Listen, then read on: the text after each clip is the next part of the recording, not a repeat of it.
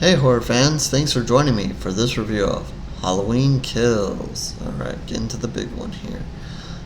Cast and crew information down below. And let's start off with this IMDb plot, which basically says nothing. The saga of Michael Myers and Laurie Strode continues in the next thrilling chapter of the Halloween series. Alright, like I said, tells nothing. But we know the deal by now. Let's see, okay. So yeah, I'm a little slow on this one. Finally got to see it, and since everybody's been saying how many times they've seen it, I've seen it 3 times before finally getting to this review. So here I am. Lots to be said. I guess this is another one. I'll just preference. Let's agree to disagree, and we can all be friends at the end of this, hopefully. And this is was the most anticipated probably horror movie supposedly that was going to happen last year, but obviously we all know what happened last year, so we got a little delayed, and it's finally here, and expectations couldn't be higher, so that's going to play a part of it. And for some people have high expectations for this one, and I certainly did. And mostly because of the hype for it. But I think in reality, after watching it, it pretty much landed where I thought it was going to land. There was, you're trying to match the hype there, but when I tried to kind of dumb it down and think about what they were probably going to do, I think this ended up being, where I thought. Did that make it a really good movie, a really bad movie, or where on the Pool of Blood's scale did this land? Well, we're just going to have to wait and find out. So let me build to that and talk about a few things here. And I'm going to say, the first time I watched it, I didn't like it. I'll start there by talking about my three times watching it. I wasn't overly impressed. And it really didn't fell far from the expectations. I wanted it. I don't know. I wanted to be blown away by it, and really wasn't. And now, as I said that, I probably should have gone back and looked at what I gave the first chapter of this trilogy here. I don't remember what Pool of Bloods I gave it, and but I certainly didn't think after watching it the first time that this beat the first one. And then I watched it again a second time and tried to pay attention to a few more things that were going on here, and especially the beginning part where they kind of take you back and do a little revision of history there. And try to pay attention to some of the characters that kind of came back either from the first movie or from the original first movie. And tried to kind of focus on kind of where they're painting them now and where they came from. And, I could say that I probably had a better appreciation for certain things. And probably wasn't as let down as much by the second time I watched it. And I guess that's maybe because you come down from the high there, and then watched it the third time, and just to kind of see where I finally felt on certain things. And I don't usually watch these things this many times. It certainly wasn't on purpose. I guess I watched it 3 different times with 3 different groupings of people, and that's kind of why I saw it 3 times. Otherwise, I probably would have watched it. No, I was going to give it a second watch. I probably wouldn't have watched it the third time. But the third time I watched it, I was just kind of paying attention to certain scenes and kind of see if I felt the same way. And I don't know. Some of the dialogue I wasn't impressed with. In some scenes, I thought it was just very typical. And then, I don't know.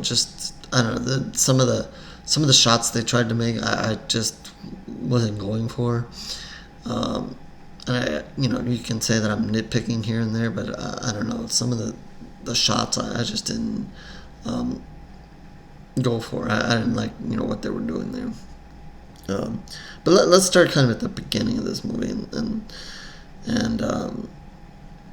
I don't know. I'm not necessarily, usually with newer movies, I try to keep this as spoiler-free as possible. I think most of you out there have probably already seen the movie, so I'm going to make that assumption.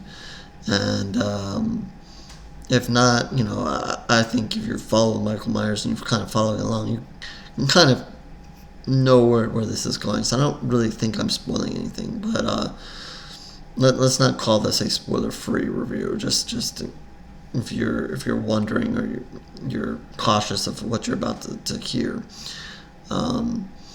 Obviously, the beginning of the movie, we heard a lot about going into this movie that Michael was going to be a little bit more brutal, and I think they certainly take their aim at it and make that a point in this movie, especially early on. I think a lot of the attention in the first movie got to the three women. Obviously, Laurie, and then her daughter, and then her daughter's daughter. You got a lot of attention to that. I mean, we did see Michael, and we did see him kind of his journey out and back into the world from being locked away. But we also got a lot of attention on these women. And, so they kind of split time there. So I think this one, gave Michael his moment there in the bit early on. Let him come out of the fire. There was a couple of good shots there, and there's some bad shots. I didn't really care for the shot from the helmet down below and so forth. And I don't know. I thought some of the movements of Michael were in the entire movie in certain scenes were a little bit awkward, or I don't know, just didn't seem natural.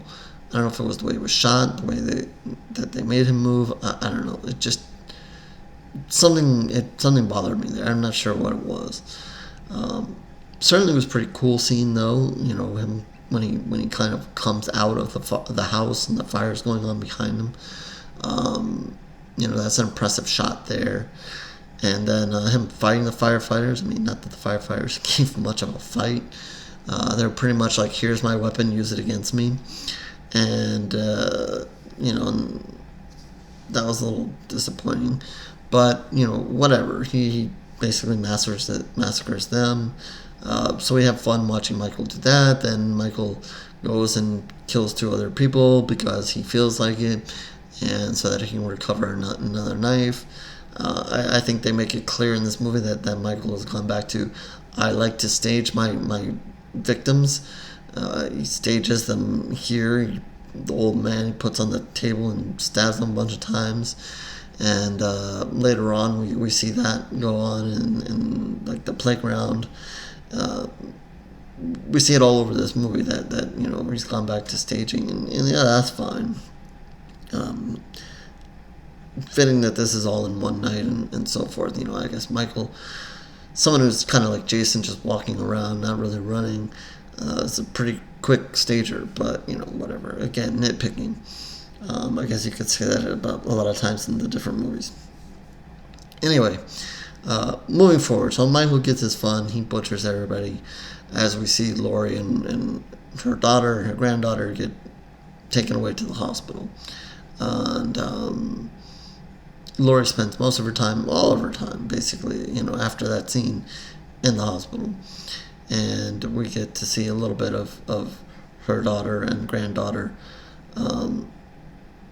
towards the back half of this movie, and then they kind of fill in her role here, and as Michael's making his journey along. And then we get an interesting flashback of Officer Hawkins, and I always like to check my names here. It's Hawkins, right? Yeah. Basically, when he's younger, kind of replaying the events of the night of the original movie and what happened after Laurie was chased. And, they kind of paint a little bit of their own picture there about what happened. And then we kind of see later in the movie how that truly unfolded. And we even get to see Dr. Loomis was a little bit of a shock. And some good stuff there. So, again, I think I've said it on other reviews and probably in the first review of the first movie of this. I don't know, and I've said it about these remakes, about erasing the history of all the other movies that were made before. Obviously, this movie's, I think, when they're kind of setting up this flashback early on and then finishing it off later on, is basically trying to do that, trying to erase some of that history, some of that we've all seen. Halloween. Not that Halloween 3 had so much to do with the whole Halloween, and that's a whole other conversation. But several of the other Halloweens after that, 4 or 5, and so on. We're supposed to just erase that, and again, I don't know that it's always so simple, and I don't know with this whole remake thing, why we have to do that. I guess that is the definition of remake, is kind of starting over. But for fans like me who have seen a lot of these other movies, and several times, and I know that there are fans that like some of these sequels. Not every one of them is a great one. Everybody has their ones they like. Everybody has their ones they don't like. But to just kind of wash them away, I think is, I don't know. I don't know. I guess I'm just not with that. I don't think that that's right or whatever. But remakes are happening. Remakes are the world now that we live in, and so forth. So this movie tries to kind of lock themselves into the greater story here and tighten their story by doing this flashback and what happened to Michael and on that famous night. That he obviously was chasing Laurie and so forth, and kind of pick their own little story there. So whatever, that's what they want to do. That's the direction they want to go. Okay, we'll deal with it. We'll see. Maybe in the third part, maybe something else happened, or maybe that was it, and we'll see if there's anything to be said. If Michael was just locked away and that's it. Or there was more to it. I don't know. But yeah, we get to see young Hawkins there, Officer Hawkins. We also get to see a lot of the young, some of the young people who were in the original movie. Be back in this one, like Tommy and Lindsay, and all grown up now.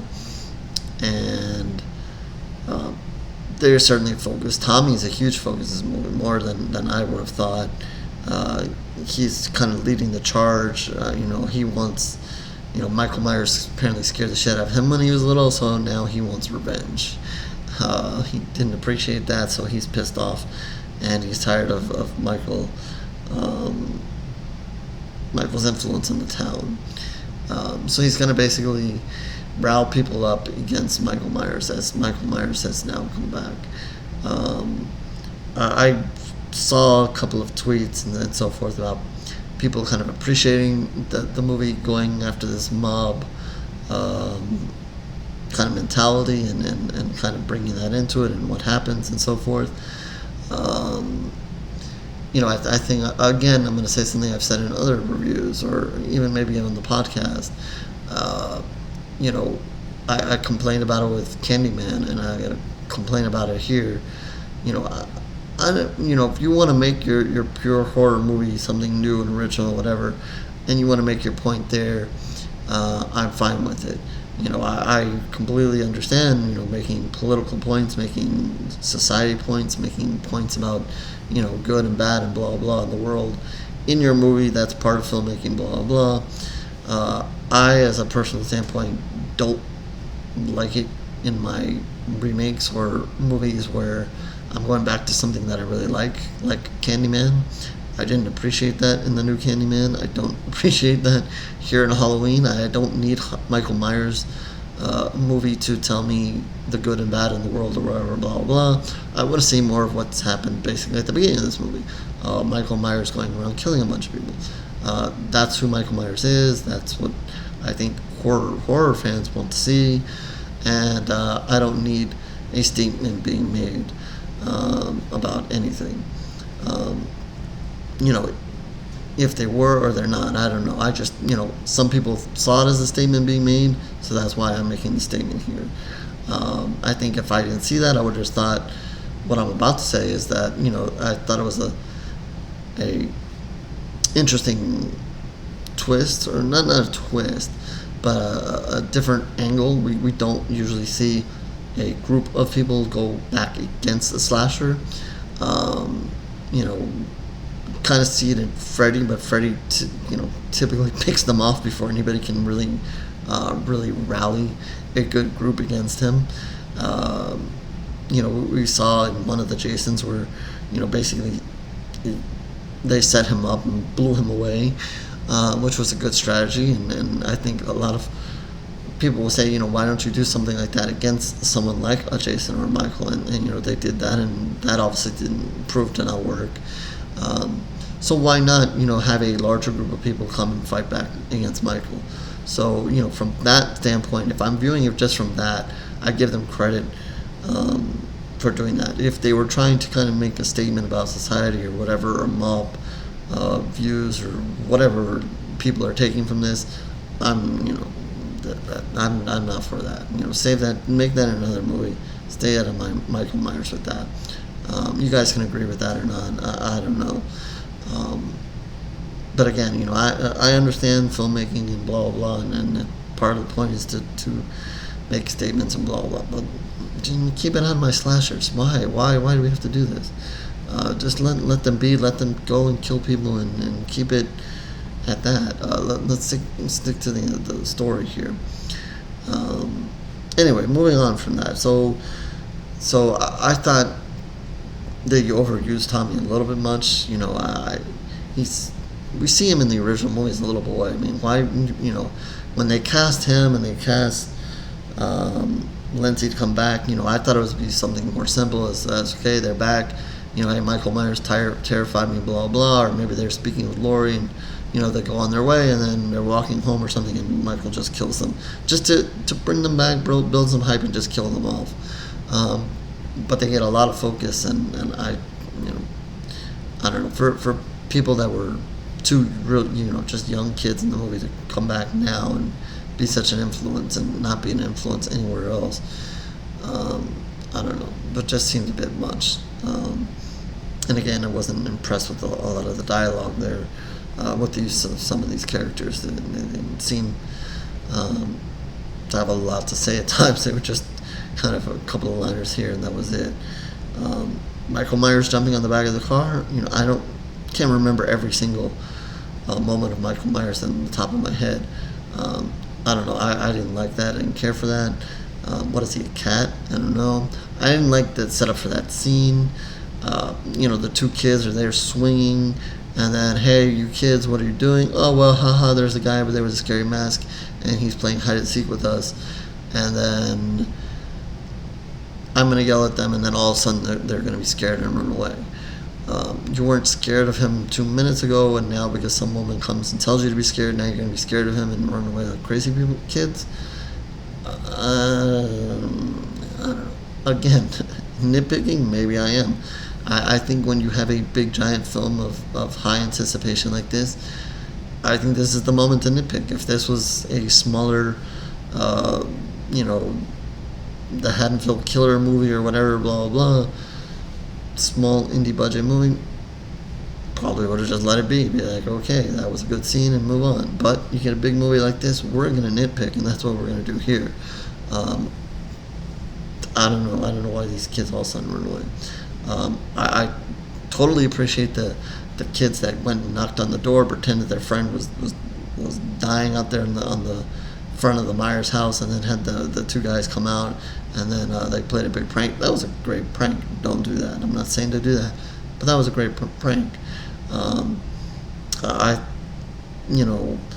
understand bringing back the Myers house. I thought those guys got a little bit more screen time than they also deserved.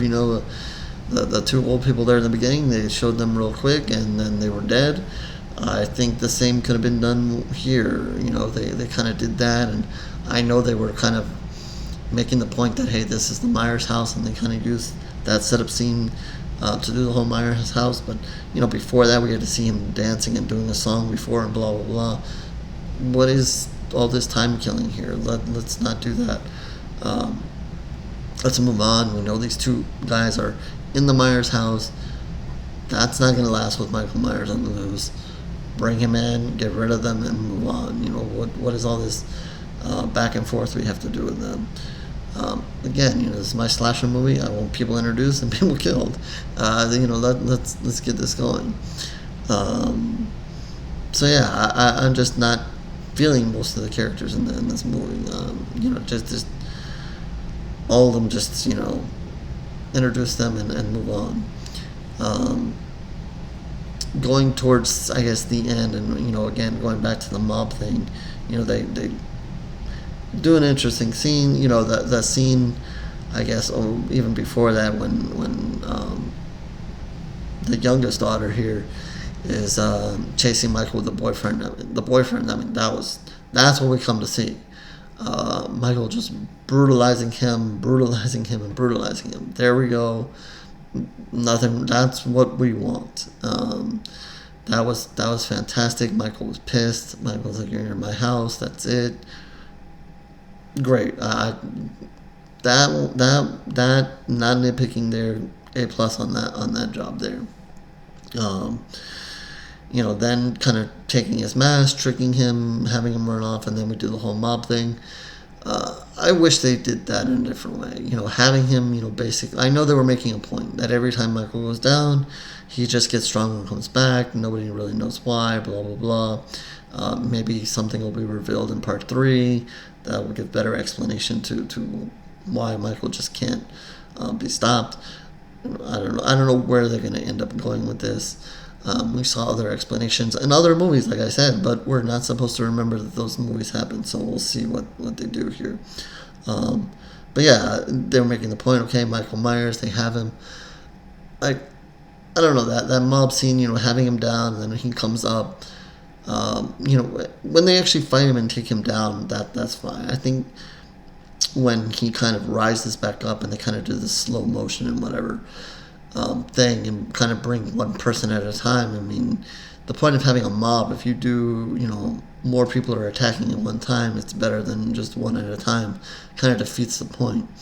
But then, they do this kind of little bit more of a slow motion thing, make it more poetic, as Michael's just, kind of taking apart all these people. I didn't like that. I would have rather them keep it in regular speed and let him go at it. I think, the people should come at him more in groupings like they kind of originally did. I don't know. I just thought it was... I didn't like the second half of that. I don't know. It annoyed me. I don't know why, we need to see that in slow motion. You don't do other things in slow motion. Why would we do that in slow motion? I don't know. Whatever. So, I'm going to make another point here. And again, this is why I kind of said it earlier at the top. We can agree to disagree, and hopefully we can be friends and move on. I know that a lot of hype is in this movie, obviously, and I know, lots of certain critics got to see this movie first, and were privileged to see this movie first before, a lot of other people were. I saw, some people say immediately that it, was one of the best movies of the year, and so forth, and whether they're saying that just because they got to see the movie early and they're maybe sometimes it's an initial reaction because you just saw the movie and you really liked it and whatever, so maybe it is, maybe it's true at the point, maybe you can take that back later. Sometimes I have a feeling that it's just because, hey, my site, my magazine, my whatever is covering this, so I'm going to hype this movie, even though maybe I didn't think it was. And I think that no matter how much privilege you get to see a movie early or whatever, or how much coverage you get, you should always be honest in your feelings. If you get privileged to interview everybody, blah, blah, blah, and you still hated the movie, then, there's nice ways to say you hate the movie, or no, I don't think you should still come out and say it was one of the best movies ever, or one of the best movies of the year, because I've seen tons of great movies this year. Obviously, it's all of a matter of opinion. You know, when we come out with our list, everybody's different, and that's the great of it, and that's why I say we can agree to disagree. But I just don't see how, you know, you rank this movie as one of the best of the year. Maybe you're most excited to see it and blah, blah. But, you know, I don't even see how you can rank this as one of your top Halloween movies. I mean, think about it. They brought Laurie back. There was a lot of excitement in the first movie. What does she really do in this movie? You know, she's knocked out early on. You know, she's yelling in the back of the truck before she gets to the hospital. Then she's in the hospital. She's knocked out. She wakes up. You know, she has a really good conversation, an important conversation with Officer Hawkins there at one point. And that's probably the most important thing she does in this movie. She joins the craziness in the hospital where everybody's running around trying to chase this non-Michael Myers. But, you know, how really important is that? Not really important. I mean, what really important? I mean, did she really need to get out of bed to do that? I mean, besides putting her in the scene? Nothing. I mean, I think, you know, her greatest importance in this movie was that conversation. Besides that, you know, what is it that she's doing? She's in the hospital and that's it. She's hurt. So how can you say a movie where your biggest character besides Michael Myers basically does nothing, and you're going to tell me that this movie then is one of the best movies because your biggest character otherwise did nothing? Basically was filled in by Tommy, and he was a little boy in the original, and now he's there, and you know, now he all of a sudden is gonna hold that big lead there. No disrespect to the actor there. I mean, you know, but you know, I just don't see how you take the most important person besides Michael Myers, basically dumb them down, don't do much with them, and then you're gonna have people come out and say that this is one of the top Halloween movies. Certainly not gonna beat the original movie. You know, I don't see how, you know, you can beat even the sequel, where Laurie obviously plays even, you know, a big role in that one as well, as Michael's chasing her around in that one. So, you know, she arguably did more in that movie than this one. So, you know, how... And then, you know, which then says, you know, and I didn't go through it, and I didn't see anybody actually say part 2 is better than part 1. But I'm sure there are people out there that might feel that way. And again, I'm going to say, you know, how can you say that when your second, you know, arguably, you know, you want to say Michael or Laurie is the biggest character. I mean, you can go back and forth. I think it starts with Michael, but, you know, if you want to say that Laurie, or you want to say they're equal, whatever. But, you know, one of the two biggest characters does basically nothing in this movie, and then you're going to tell me this is the best movie ever in the Halloween franchise. We're going to have to agree to disagree here. And I think that's where another one of my big letdowns in this movie is, that she just does nothing. I would have rather see her do something. I understand, you know, she's injured and blah, blah, blah. We see a lot of people get injured in these movies and still carry on and do, you know, their thing. So I just, you know, I don't see it. I think that this movie at the end of the day was basically what it was. Is basically a filler to whatever the hell they're going to bring us in part 3. They decided to do a trilogy. Obviously, part 1 set the bar, brought Michael back, did an amazing thing where Laurie, I got him, I trapped him at the end. That was all excitement, and you know, we saw maybe something a little bit different there, where a final girl actually did this nice trap and caught her slasher, and you know, was going to burn him, and that was going to be the end of it. And you know, that was all exciting and good. And then you have this movie, and you watch it, and I just think it was just a lot of, okay, we're going to give you a few important things here, otherwise we're going to fill time. I mean, they filled so much time with these people running around the hospital chasing a guy who's not Michael. It was ridiculous. It's back and forth, up the stairs, down the hall, blah, blah, blah. We're going to, have sympathy for him, okay, yeah, he's not Michael, and we feel sorry for him, but, this mob mentality, again, we're going to show this mob mentality here, and at the end of the day, poor guy. But we spend all this time doing that, which has nothing to do with nothing. So if you break it down to the important parts, we see Michael kill some people, but we've seen that before, that's what we want to see. We get, a little bit of revisionist history there in the beginning, and then what Officer Hawkins eventually ends up spilling throughout the movie.